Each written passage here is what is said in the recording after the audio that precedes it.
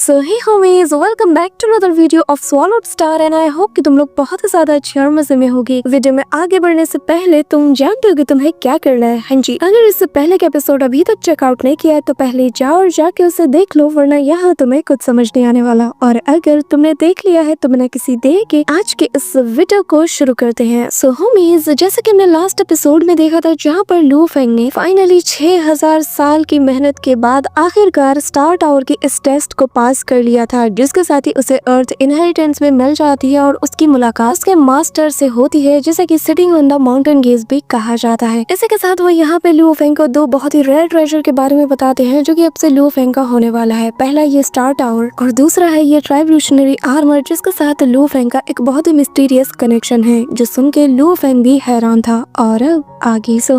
हमारे इस एपिसोड के स्टार्टिंग में ही हम लू फेंग को देखते हैं जहाँ पर वो इस ट्राइब्यूशनरी आर्मर के साथ कनेक्शन को सुन के काफी ज्यादा हैरान था कि तभी यहाँ पर जो एल्डर दूती थे वो लू फेंग से कहने लगते हैं कि हाँ, तुमने जो सुना वो बिल्कुल सच है और तुमने आउटसाइड वर्ल्ड में जितने भी आर्मर्स देखे हैं, फिर चाहे वो सोल्जर आर्मर, जनरल आर्मर और किंग आर्मर जैसे जितने भी ताकतवर आर्मर्स को तुमने आज तक देखा है, वो सभी आर्मर्स इसी ट्राइब्यूशनरी आर्मर से बने हुए हैं। यहाँ तक कि वो एम्परर लेवल का आर्मर जो कि सबसे ज्यादा स्ट्रॉन्गेस्ट आर्मर माना जाता है, वो भी इसी ट्राइब्यूशनरी आर्मर से बना हुआ है, जिसे कि जी आर्मर भी कहा जाता है। और इसकी ताकत का अंदाजा तुम इसी से लगा लो कि यूनिवर्स मास्टर के जितने कल्टीवेटर्स हैं वो भी इस आर्मर को पाना चाहते हैं। यहाँ पे ये सुनकर लू फेंग काफी ज्यादा खुश था और अब वो समझ जाता है कि वो क्यों सोल्जर, जनरल और ये जो किंग आर्मर है इन सभी को इतनी जल्दी पोजेस कर पा रहा था। और वो मास्टर की तरफ देखते हुए कहने लगता है कि तो मतलब ये सब कुछ बस एक कोइंसिडेंट नहीं था। कि तभी वो गार्डियन लू फेंग से कहता है कि थर्ड जूनियर ब्रदर, क्या तुम इतने पावरफुल ट्रेजर के लिए मास्टर से कुछ कहना नहीं चाहोगे? जिस पर लू फेंग भी इमीडिएटली यहाँ पे अपने मास्टर का शुक्रिया अदा करता है, जिस पे वो हंसते हुए कहते हैं कि हाँ, मैं समझ गया, लेकिन इस आर्मर को एक्टिवेट करने के लिए भी तुम्हें काफी ज्यादा पावर की जरूरत पड़ेगी और एक अंदाजन के मुताबिक एक सेक्लॉर्ड की जितनी ताकत होती है उससे 100 मिलियन गुना तुम्हें ज्यादा ताकत की जरूरत होगी। और तुम्हारी जो करंट की स्ट्रेंथ है उससे देखकर लगता नहीं कि तुम इसे यूज कर पाओगे, और इसी वजह से मैंने फिलहाल के लिए इसे यानशिन क्लैन को सौंप दिया है, और जब तुम इसके लायक बन जाओगे तब वो तुम्हें ये चीज दे देगा, लेकिन फिलहाल ये चीज उसके पास सेफ है। और चिंता मत करो, मैंने तुम्हारे लिए बाकी अदर ट्रेजर्स को प्रिपेयर किया है जो कि तुम अपनी करंट स्ट्रेंथ के साथ यूज कर पाओगे। इसी के साथ वो यहाँ पर लू फेंग को टेलीपोर्ट करके एक दूसरी जगह पर ले जाता है और फिर बताने लगता है कि इसे युआन सोल ट्रेजर कहा जाता है और ये बहुत ही पावरफुल ट्रेजर है, जैसे कि मैंने तुम्हारे सेकंड ब्रदर को भी दिया था, यानी कि फ्लेम एम्परर को, और अब मैं इसे तुम्हें भी देने वाला हूँ। अब यहाँ पे हम लू फेंग को देखते हैं जो कि उस युआन सोल के अंदर होता है और वो ये देख के हैरान था कि ये जगह कितनी ज्यादा अजीब है। ऐसा लग रहा था कि पूरा का पूरा जो कॉस्मिक यूनिवर्स है ये इसके अंदर समा रहा हो। लू फेंग यहाँ पे आते साथ ही सवाल करता है कि आखिर मैं कहाँ पर हूँ, ये जगह इतनी ज्यादा अजीब क्यों है? कि तभी उसे इतना कंफ्यूज होता हुआ देखकर मास्टर बताते हैं कि तुम जिस जगह पर हो इसे युआन सोल कहते हैं और यही से सारे general soul, soldier soul, king soul और एम्परर सोल, ये सारे जितने भी सोल्स हैं ये युआन सोल से ही बनते हैं। और युआन सोल ही एक ऐसा ट्रेजर है जिसके जरिए से तुम सोल्स को कल्टीवेट कर सकते हो, और मैं दावे के साथ कह सकता हूँ कि तुम्हारे अर्थ लीनिएज के लिए ये बहुत ही पावरफुल ट्रेजर होने वाला है और तुम्हें इससे बहुत ज्यादा बेनिफिट भी मिलेगा। अब अर्थ लीनेज का सुन के लू फेंग थोड़ा कंफ्यूज था और सवाल करता है कि मास्टर, आखिर अर्थ लीनेज से आपका क्या मतलब? जिस पर जो दूती है वो बताने लगता है कि जो यानशिन क्लैन है वो लोग नेचुरली इतने सारे ट्रेजर्स को पोजेस करते हैं कि जिसका तुम सोच भी नहीं सकते। वो लोग तो पैदा ही वॉरियर के रूप में होते हैं और उनके पास एक्सट्रीम टैलेंट भी है। तुम्हारा जो सीनियर ब्रदर है, सेकंड सीनियर ब्रदर यानी कि फ्लेम एम्परर, वो उन सभी में सबसे ज्यादा बेस्ट है। वही बात करें उनके सोल टैलेंट की तो ये बहुत ज्यादा ऑर्डिनरी है। इसी वजह से वो लोग इस चीज को ठीक से कल्टीवेट भी नहीं कर पाते और ना ही इसकी ताकत को हासिल कर पाते हैं। इसी वजह से तो अर्थ लीनेज को क्रिएट किया गया। अब ये सुनकर लू फेंग समझ जाता है और कहने लगता है कि अच्छा, तो मतलब आपने युआन सोल को यूज करने के पर्पस से ही अर्थ लीनेज को बनाया है। जिसमें मास्टर बताता है कि तुम्हारा सेकंड ब्रदर यानी कि फ्लेम एम्परर, जिसके पास की युआन सोल की मेन बॉडी है, तो मुझे लगता है कि वो उसके लिए सफिशिएंट है, लेकिन युआन सोल के जो बाकी के मिलियंस फॉर्म्स है वो अभी भी वैसे के वैसे ही है। तो मुझे लगता है कि तुम उनमें से कुछ अपने लिए यूज कर सकते हो और जितने मर्जी चाहो तुम ले सकते हो। ये कहते साथ ही मास्टर अपना हाथ लू फेंग के करीब करता है और कहने लगता है कि तुम्हें इनमें से जितने भी लेने हैं तुम ले सकते हो और बाकी सब कुछ मैं अर्थ लीनेज के लिए छोड़ दूंगा। और फ्यूचर में जब आगे चलकर तुम एक बहुत ही पावरफुल पावर हाउस बन जाओगे तो तुम्हारी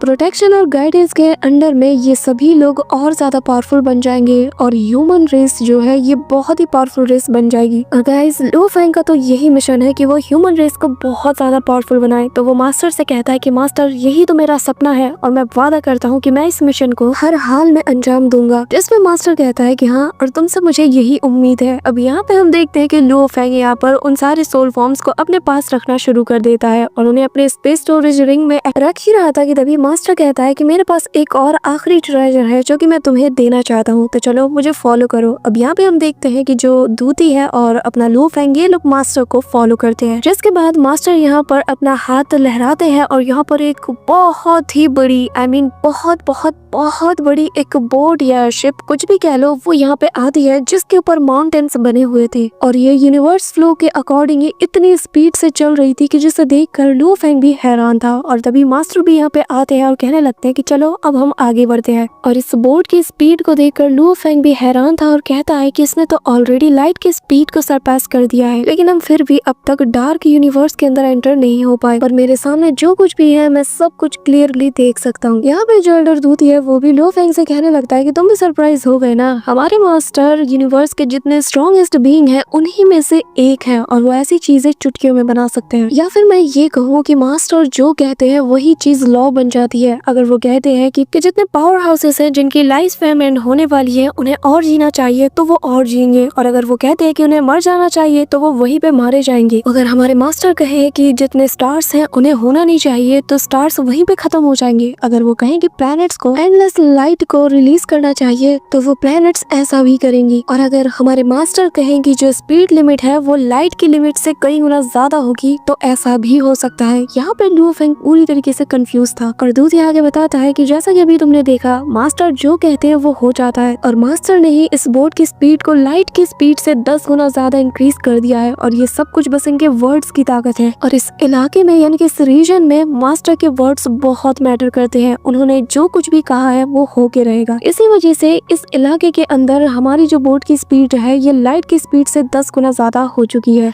अब यहाँ पे मास्टर लू फेंग से कहता है कि क्या तुम्हें पता है कि आखिर वो स्पाइरल नेबुला क्यों एग्जिस्ट करती है, जिसपे मास्टर बताता है कि तुम ये जो स्टार टावर देख रहे हो ये लगातार यहाँ की जो कॉस्मिक एनर्जी है इन्हें अब्सॉर्ब करती रहती है और इन्हीं को अब्सॉर्ब करके ये अपनी पूरी शेप को मेंटेन करके रखती है, साथ ही अपनी स्पीड को भी। तो अगर तुम इसे मेंटेन करना चाहते हो तो तुम्हें इनफ अमाउंट में कॉस्मिक एनर्जीज को प्रोवाइड कराना होगा जो ये तुम अपने करंट स्टेट में तो प्रोवाइड नहीं करा सकते, इसीलिए स्टार टावर को हमें यहीं पे रखना होगा, लेकिन इसके सब्स्टिट्यूट के तौर पर मैं तुम्हें कुछ देना चाहता हूँ। और फिर यहाँ पर उसके सामने एक स्क्रोल ओपन होता है जिसे दिखाते हुए मास्टर बताते हैं कि इसे स्टार मैप कहा जाता है जो कि अपने अंदर बहुत से अमाउंट में सील्ड स्टार को कंटेन किए हुए हैं और तुम्हारे लिए मैं पहले कुछ स्टार्स को यहाँ पे प्लेस कर रहा हूँ। ये कहते साथ ही वो यहाँ पर कुछ सील्ड स्टार्स को इसके अंदर प्लेस करता है और फिर बताने लगता है कि जब तुम्हारी कल्टीवेशन और ज्यादा हायर हो जाएगी तो तुम बाकी के 16,135 सील्ड स्टार्स हैं उन्हें भी रख सकते हो और यहाँ पर इनकी तादाद बहुत ज्यादा है, मैंने तो तुम्हें एक छोटा सा नंबर बताया है। ये कहते साथ ही वो हंसने लगते हैं और जैसे ही फूंक मारते हैं तो ये स्क्रोल घूमते घूमते बहुत छोटा हो जाता है और फिर लू फेंग के पास पहुंच जाता है। लू फेंग इसे हाथ में लेते हुए काफी ज्यादा सरप्राइज्ड हो रहा था क्योंकि ये वही सील्ड स्टार मैप है जिसके वजह से किंग लेवल्स के भी जो कल्टिवेटर्स है वो लोग हाथ धो के इसके पीछे पड़े रहते हैं। न जाने कितनी जंगें वो लड़ते हैं सिर्फ इस चीज को अचीव करने के लिए और वो सारे सील्ड स्टार्स आज मेरे नजरों के सामने मौजूद हैं। अब यहाँ पर लू फेंग इमीडिएटली कुछ सील्ड स्टार्स को अपने उंगली के इशारे से चेक करता है और जैसे ही वो उन्हें देखता है तो वो हैरान हो जाता है क्योंकि वो इनके अंदर पाता है कि उसका जो हेवनली क्लॉ टेक्निक है उसके फॉर्म के सक्सेसफुल स्ट्रक्चर्स को इन सील्ड स्टार्स ने अपने अंदर बना लिए हैं। जो देखकर तो लू फेंग काफी ज्यादा खुश था और वो समझ आता है कि वो जिस भी टेक्निक को चाहे इसके साथ फ्यूज कर सकता है और जिसका मतलब ये है कि जितने भी फिजिक्स मास्टर्स हैं उन सभी के लिए तो ये एक अल्टीमेट ट्रेजर है। यहाँ पर लू फेंग को इतना ज्यादा एक्साइटेड होता हुआ देखकर मास्टर भी काफी ज्यादा खुश थे। जिसके बाद वो अपने हाथ के इशारे से उस बोट का रुख मोड़ते हैं जो कि अब रिवर्स डायरेक्शन में फ्लो करना शुरू कर देती है और ये लोग आगे बढ़ने लगते हैं और फिर हमें थोड़ी देर बाद का सीन दिखाया जाता है जहाँ पे मास्टर लू फेंग से कहते हैं कि अब तुम्हारे पास जबकि स्टार मैप है तो बस एक आखिरी चीज बची है जिसके बाद हमारा काम यहाँ पे खत्म हो जाएगा। ये कहते साथ ही मास्टर यहाँ पर अपने कोऑर्डिनेशंस को लू फेंग के साथ कनेक्ट करते हैं और ये देखकर लू फेंग भी हैरान था कि तभी वो अगले पल अपने नजरों के सामने ऐसे सीन्स देखता है जिन्हें देखकर वो समझ जाता है कि ये असल में कॉस्मिक कोऑर्डिनेट्स है जो कि उस वक्त उसके माइंड में अपीयर हो रही थी, और साथ ही उसके सामने 9 ट्राइब्यूशन का जो सीक्रेट टेक्निक के फॉर्म्स हैं वो भी उसके सामने ओपन हो रही थी। और वो जो सीक्रेट टॉम था उसके फ्रेगमेंट्स को देखकर लू फेंग हैरान था कि तभी मास्टर बताते हैं कि ऐसे टोटल 5 फ्रेगमेंट्स यहाँ पे मौजूद है, और फिलहाल बाकी के जो 3 बचे हैं ना, ये बहुत ही डेंजरस लोकेशंस पे मौजूद है जहाँ पे जाके तुम्हें कलेक्ट करना होगा। और हाँ, मैं पहले ही बता दूंगी ये काम बहुत ज्यादा खतरनाक है और तुम्हें हर हाल में सेक्टर लॉर्ड, इमॉर्टल और यूनिवर्स वनरेबल स्टेज में कलेक्ट करना होगा, यानी कि उन 3 पीसेस को तीनों स्टेज में एक एक करके कलेक्ट करना ही होगा। जब तुम सारे पीसेस को कलेक्ट कर लोगे और इस फ्रेगमेंट को कंप्लीट कर लोगे तो तब तुम एबल हो जाओगे तो कि तुम इस स्टार टावर को पूरी तरीके से क्लोज कर पाओ। और उम्मीद करता हूँ कि तुम मेरी बात यहाँ समझ गए होगे, जिस पर लू फेंग भी काफी ज्यादा एक्साइटेड हो जाता है और अब वो जानता है कि उसके जाने का वक्त भी हो गया है, तो वो मास्टर से कहता है कि जी मास्टर, मैं आपकी सारी बात समझ गया। इसी के साथ हम थोड़ी देर बाद का सीन देखते हैं जहाँ पे मास्टर उसे बताने लगते हैं कि मैं काफी लंबे वक्त से जीता हुआ आ रहा हूँ, मैंने काफी सदियां भी देखी है, लेकिन ये जो मोमेंट इस वक्त मैंने तुम्हारे साथ बनाया है मैं इसे हमेशा याद रखूंगा। हालांकि ऐसा लगता है कि अभी कुछ ही दिन हुए हो, लेकिन मैं ऑलरेडी इतने सारे एरास को पास कर चुका हूँ कि मुझे खुद भी याद नहीं। जिस पे लू फेंग काफी ज्यादा रिस्पेक्ट के साथ कहता है कि मास्टर, मैं आपकी हर एक बात को बहुत ही अच्छे से याद रखूंगा, मैं वादा करता हूँ कि मैं आपको कभी भी डिसअपॉइंट नहीं होने दूंगा। और जैसा कि आपने कहा, मैं अपने काम को फुलफिल करूंगा और हमारी जो अर्थ लीनेज है इसे सबसे ज्यादा स्ट्रॉन्गेस्ट रेसेस में से एक बना के रहूंगा। इसी के साथ ही यहाँ पे उसके मास्टर चले जाते हैं और उसे जाता हुआ देखकर जो दूती है यानी कि लू फेंग का सीनियर ब्रदर वो कहता है कि अब जबकि हमारे मास्टर जा चुके हैं और जूनियर ब्रदर तुमने उनकी रिकॉग्नाइजेशन को भी हासिल कर लिया है, तो अब लगता है कि मुझे भी जाना चाहिए। जिस पे लू फेंग कहता है कि क्या आप भी जा रहे हो, जिस पे एल्डर दूती बताता है कि हाँ बिल्कुल मुझे जाना ही होगा, और वैसे भी आज से ये स्टार टावर तुम्हारी मैनेजमेंट में है और अब जबकि मैं आजाद हूँ तो मैं और जगह पे ट्रैवल करना चाहता हूँ। ये कहते साथ ही वो यहाँ से चला जाता है और इसके जाने के बाद लू फेंग को याद आता है कि जब से उसने ये ट्रायल दिया है तब से उसने वर्चुअल यूनिवर्स में एक बार भी कांटेक्ट नहीं किया, उसका कॉन्शियसनेस अभी भी वहाँ पे एंटर नहीं हुआ है। तो अब उसे अपने घर वालों की फिक्र हो रही थी और वो कह रहा था कि न जाने इन 6000 साल में वो कैसे होंगे। ये कहते साथ ही लू फेंग इमीडिएटली अपने मॉनिटर को ओपन करता है और यहाँ पे मेल्स को चेक करने लग जाता है, जहाँ पर उसे सबसे ज्यादा मेल्स अपने फैमिली की तरफ से आए थे और वो जब इतने सारे मेल्स देखता है तो काफी ज्यादा हैरान था। साथ ही यहाँ पर उसे अपने दोस्तों के मेल्स भी नजर आते हैं, जिसमें से स्टार फैंटेसी किंग के भी मैसेजेस थे, जहाँ पर वो बताती है कि उसने बैटलफील्ड एरिया में काफी सारे ऐसी रेयर चीजें देखी हैं जिसके बारे में वो डिस्कस करना चाहती है। कि तभी यहाँ पर उससे पॉइजन का भी मेल आता है, जहाँ पर पॉइजन उससे पूछता है कि मैडमैन, क्या तुम अभी भी उसी एक्स्ट्रा टेरिटोरियल बैटलफील्ड में हो, तुमसे मिले यार काफी वक्त हो चुका है। तभी उसे अपने बेटे का मेल भी नजर आता है, जहाँ पर उसका बेटा उससे कहता है कि डैड, मैं वर्चुअल यूनिवर्स में आपके काफी सारे पुराने दोस्तों से मिल चुका हूँ, उनसे आपके बारे में पूछा लेकिन कुछ खास पता नहीं चला। तभी यहाँ पर उसे अपने भाइयों के भी मैसेजेस आते हैं और यहाँ पे लू फेंग जब इन सारे मेल्स को देखता है तो उसे अंदाजा होता है कि लोग उससे कितना ज्यादा प्यार करते हैं। केओस सिटी लॉर्ड से लेकर सभी के मेल्स वो देख रहा था और सभी लोग अपनी अच्छी बुरी बात उससे शेयर कर रहे थे। और यहाँ पे उसके दोस्त भी कह रहे थे कि जब तुम वापस आ जाओ और ये मैसेजेस देखो तो सबसे पहले अपने फैमिली से मिलना और फिर मुझसे मिलने भी जरूर आना। यहाँ पे इतने सारे मैसेजेस देखकर लू फेंग हैरान था क्योंकि ये मैसेजेस खत्म ही नहीं हो रहे थे। यहाँ पे लू फेंग काफी ज्यादा खुश था और फिर वो जब चेक करता है कि सबसे ज्यादा मैसेजेस कितने लोगों ने किए हैं तो सबसे ज्यादा नंबर उसका यहाँ पे सूजन यानी कि उसकी वाइफ का था और टोटल 35,029 मेल्स उसने लू फेंग को किए थे। जो देख के यहाँ पे लू फेंग और ज्यादा इमोशनल होता है। अचानक से उसके चेहरे से हंसी गायब हो जाती है और वो जब उसके लेटर्स को रीड करता है तो वहाँ पे वो पाता है कि सूजन उसके बिना कितनी ज्यादा अकेली हो गई थी। वो उसे हर रोज लेटर्स लिखा करती थी और ज्यादातर में यही लिखा रहता था कि 3000 साल से ज्यादा बीत चुके हैं, आखिर तुम कहाँ हो फेंग। इसी के साथ हमें एक अननोन स्टार रीजन का सीन दिखाया जाता है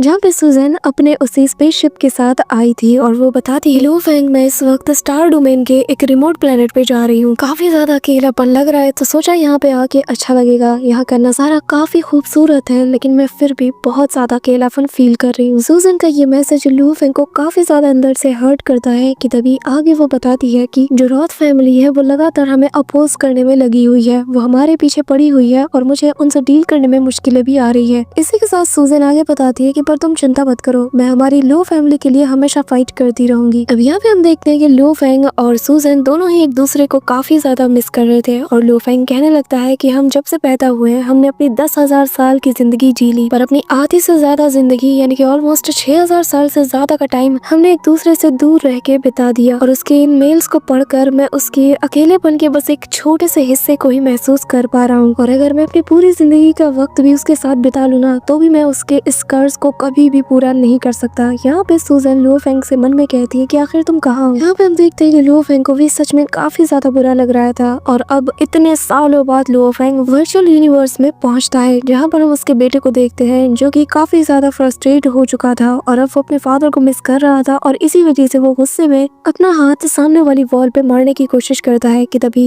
लो फेंग की आवाज पीछे से आती है, और जैसे ही वो इस आवाज को सुनता है और पलट के देखता है तो लो फेंग उसके सामने था। वहाँ पे उसका बेटा उसे फादर कहते हुए जोर से हक कर लेता है और रोने लगता है। लो फेंग भी उसे टाइटली होल्ड करते हुए कहता है कि मैं जानता हूँ कि तुम्हारे लिए ये सब कुछ कितना ज्यादा मुश्किल रहा होगा। जिस पर उसका बेटा कहता है कि फादर, इससे फर्क नहीं पड़ता, अगर एट द एंड आप हमारे पास वापस आते हैं तो हम कोई भी मुश्किल, कोई भी परेशानी झेल सकते हैं। इसी के साथ वो बताता है कि बीते 6000 सालों में लो फैमिली के काफी ज्यादा मेंबर्स बाकी के प्लैनेट्स में मूव कर चुके हैं। जब तक आप यहाँ थे तब तक यहाँ पे सब कुछ मैनेज करना बहुत ज्यादा आसान था, लेकिन आपको गए हुए बहुत टाइम बीत चुका था। इसी वजह से जो बाकी के फोर्सेस हैं वो लो फैमिली को तोड़ने में लग गई। साथ ही उन लोगों ने हमारी टेरिटरी को भी हमसे अलग करने की कोशिश की, और आपके मौत की खबर तो यहाँ पे आग की तरह फैल गई, जिसके बाद इनकी हिम्मत और ज्यादा बढ़ गई। ये कहते साथ ही उससे गुस्सा आता है कि तभी लो फेंग उसे थामते हुए कहता है कि माफ करना कि मुझे आने में इतनी ज्यादा देर हो गई, और ये बताओ आखिर तुम्हारी मदर कहाँ पे है। जिस पे वो बताता है कि फिलहाल के लिए मदर रूथ फैमिली के साथ नेगोशिएट करने के लिए गई है, और जिससे वो नेगोशिएट करने गई है वो रूथ फैमिली का एक इमॉर्टल किंग है, और जो कि हमारे बिजनेस डील्स में काफी ज्यादा रुकावटें भी पैदा कर रहा है, इसीलिए मदर उससे बात करने गई है। और कुछ साल पहले हमारे लो फैमिली के एक मेंबर ने एक सर्वेंट की जान बचाने के लिए रूथ फैमिली के एक मेंबर को जान से मार दिया, और उन लोगों ने इसे एक एक्सक्यूज की तरह यूज करके इस मैटर को काफी बढ़ा चढ़ा कर सब जगह पेश कर रहे हैं, और इसकी भरपाई हमसे मांग रहे हैं, और जो कि काफी ज्यादा है। और इसी मैटर को लेकर ममा से वो लोग डिस्कस कर रहे हैं। यहाँ पे ये सुनते साथ ही लो फेंग को आता है गुस्सा। वो इमीडिएटली उस इमॉर्टल किंग की सारी डिटेल्स निकालकर कहने लगता है कि ये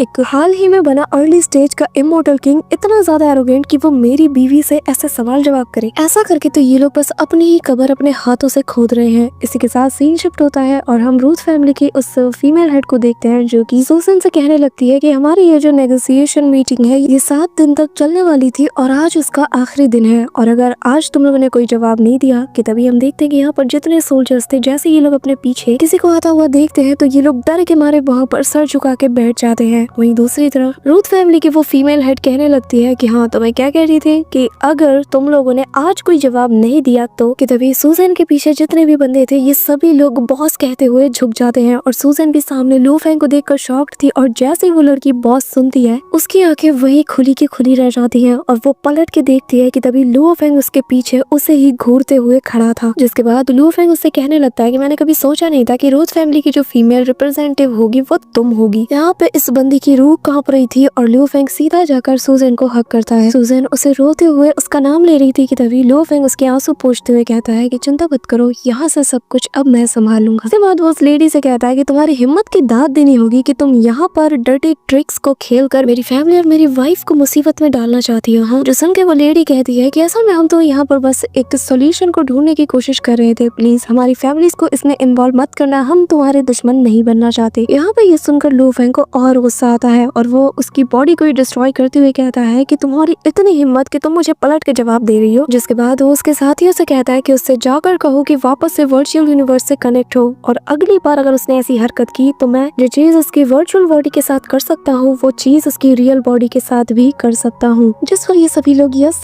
सर कहते हैं कि तभी वो लड़की वापस से इसी वर्चुअल यूनिवर्स में कनेक्ट हो जाती है, लेकिन वो लो फेंग से आंखें नहीं मिला पाती, और लो फेंग कहता है कि मेरा इरादा तो नहीं था यहाँ आने का, लेकिन तुमने मुझे मजबूर कर दिया, और जाकर अपने फैमिली के हेड को बता देना अगर उन लोगों ने ऐसी हरकत दोबारा की ना तो पूरे के पूरे उनके क्लैन मेंबर्स के साथ साथ रूथ फैमिली और तुम्हारी वो जो ब्लैक माउंटेन ड्रैगन क्लैन है, मैं उन सभी को मौत के घाट उतार दूंगा। अब जाओ और जाके ये बात उन्हें बता दो। जिस पर वो घुटनों के बल झुक जाती है और कहती है यस सर। इसी के साथ यहाँ पर लो फेंग सूजन के साथ थोड़ा टाइम बिताता है, और फिर हमें बताने लगता है कि जब मैंने थोड़ा टाइम सूजन के साथ बिताया उसका दिल थोड़ा हल्का किया, तो मैं केयर सिटी लॉर्ड से मिलने के लिए चला गया। उन्हें मेरी 6000 साल की कल्टीवेशन के बारे में भी बताया, और केयर सिटी लॉर्ड ने बताया कि जब मैं सेक्टर लॉर्ड लेवल की जो प्राइमर स्काई ब्रिज है उसे जब मैं पास कर लूंगा तो हंग अलायंस के साथ वो मेरी अरेंजमेंट्स भी कराएंगे, जिसके बाद मैं वापस से उन्हें ज्वाइन करूंगा, लेकिन इस बार अपनी ट्रू आइडेंटिटी के साथ। और जिसके बाद मेरे पास हंग अलायंस में 2 स्लॉट होंगे और 2 अलग अलग नाम से। इसी के साथ वो बताता है कि जिसके बाद मैं टीचर जेनियान वेंग से मिलने के लिए उनके फेवरेट वाइन के साथ गया, जिसके बाद मैं वहाँ के लोगों से मिला और मैं उन लोगों से भी मिला जिनके सबॉर्डिनेट्स ने लुओ फैमिली को मेरी गैर मौजूदगी में परेशान करने की कोशिश की और उन्होंने मुझसे माफी भी मांगी। लेकिन चाहे वो जितनी भी माफी मांग लेते, मैं इतनी आसानी से तो ये जाने देने वाला था नहीं। इसी वजह से मैंने उनके 99% असिस्ट को मांगा। साथ ही जिन लोगों ने लुओ फैमिली को परेशान किया उनके जजमेंट के लिए मैंने पर्सनली उन लोगों को बुलाया और ये सब कुछ सेटल करने के बाद मैं फाइनली अपने फैमिली के साथ बैठ पाया और हम लोगों ने एक बहुत ही अच्छी रीयूनाइटेड डिनर को भी वहाँ पे ऑर्गेनाइज किया, जहाँ पे सभी लोग बहुत ज्यादा खुश थे और मैं भी खुश था। So that's it for today guys. I hope कि तुम सबको आज की वीडियो काफी ज्यादा पसंद आई होगी। अगर हाँ तो वीडियो को लाइक करना, चैनल पे नए हो तो सब्सक्राइब करना। तो मिलते हैं नेक्स्ट वीडियो में, तब तक के लिए बाय।